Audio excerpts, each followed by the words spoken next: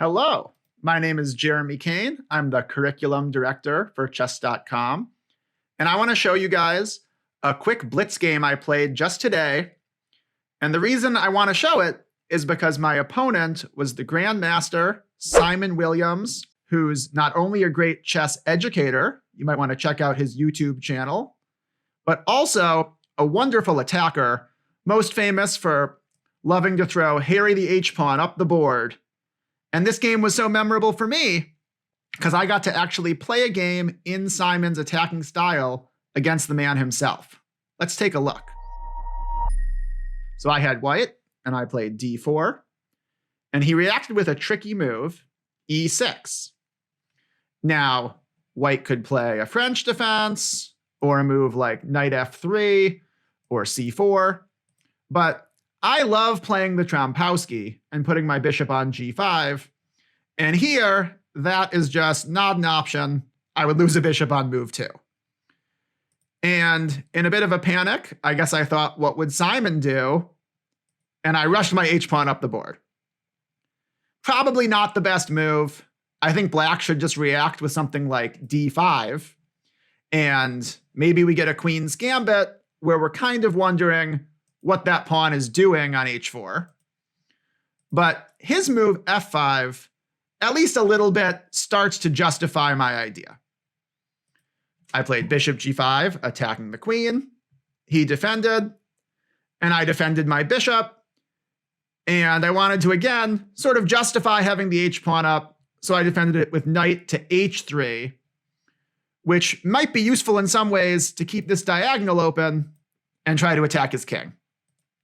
That said, black is perfectly fine here. You're not going to refute the Dutch defense with an early h-pawn move. He just kept developing. I played knight to c3 to control the center. It turns out this opening is so weird that that's already a novelty. This position's never been seen before. He castled, and I tried to control the center by doing an exchange, and e4. Now, probably he should take, I take, and he can slightly punish my strange play by trying to open the center, and maybe we get a position like this, which is probably about even. Instead, he reasonably kept the center closed, d5, e5, and he captures a pawn. Now, it's a slightly risky move. He's opening up my rook on the h-file to potentially cause trouble for his king, but there are certainly no disasters for black yet. I kicked his bishop back. He retreated, and I played knight f4, pressuring the center and opening the h-file for my rook. And here, I think he ought to play g6, and we get a very complicated position where I probably have compensation for the lost pawn, but nothing special. I think it's about equal. Instead, he plays c5, and the perfect move here would be queen to h5, threatening to take the h7 pawn, and if he advances, bring the queen in, queen g6, and queen e8, if he wants to trade queens, gives me a chance to come in with the other knight, threatening to make some trouble on c7 or d6. And white's a little better, although the game is far from over. In the real game, after c5, I just captured the pawn. And here, fortunately for me, he noticed the queen h5 idea.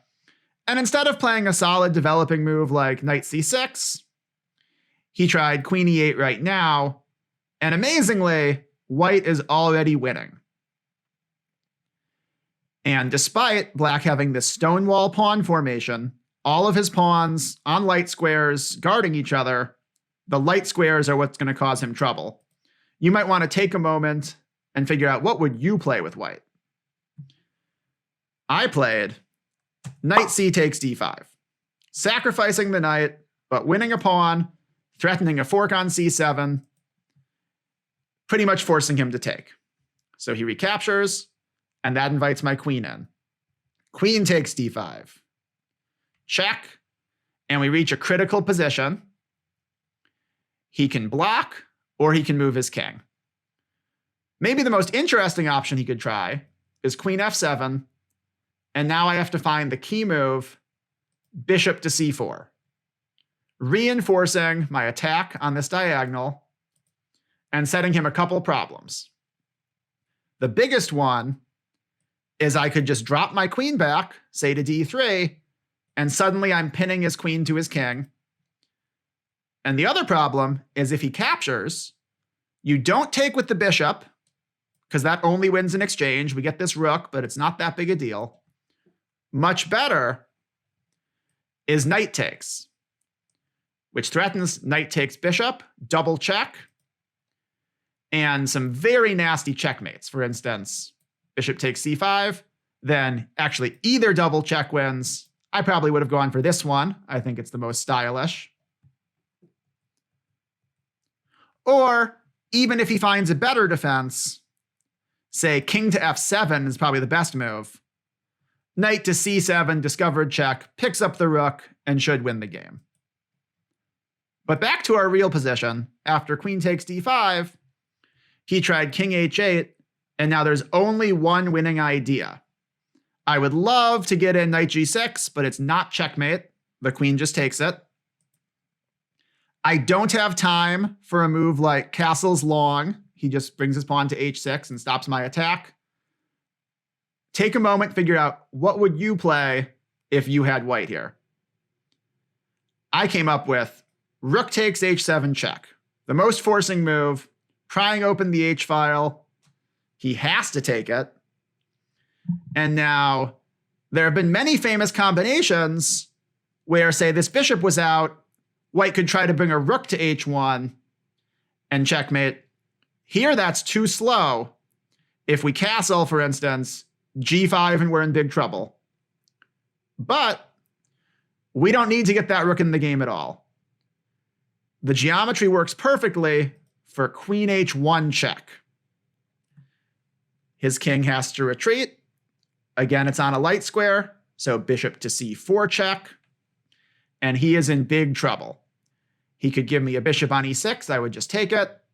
He could block with his queen, I would take it. He tried rook to f7. And now there's only one way to force a quick checkmate. We don't want to take the rook. We can just play knight to g6, threatening unstoppable checkmate on h8. And when I say unstoppable, I mean it. He resigned here, but even if he tried bishop h4, we would just take it. He could even try queen takes e5, and taking it's okay, but the fastest checkmate is actually just king f1.